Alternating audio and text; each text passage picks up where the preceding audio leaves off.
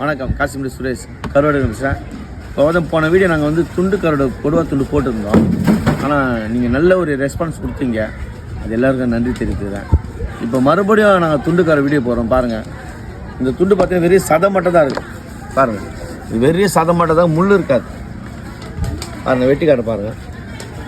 ஆனால் உண்மையிலுமே நான் இந்த அளவுக்கு ரீச் ஆகும்னு நினைக்கவே இல்லை. இந்த வீடியோ எல்லாருமே வாங்கினீங்க. அந்த ஒரு நாளில் எனக்கு 50 கிலோ 60 கிலோ கொடுவா விற்றுது எனக்கு. நான் எல்லாருக்கும் வாங்கின எல்லாருக்கும் நன்றி தெரிவித்துக்கிறேன். பாருங்கள், இப்போ மறுபடியும் அந்த வீடியோ போடுறோம். பாருங்கள், துண்டு கருவா கொடுவா துண்டு கருவா பாருங்கள், வெட்டுற பாருங்கள். சூப்பர் கருடுங்க.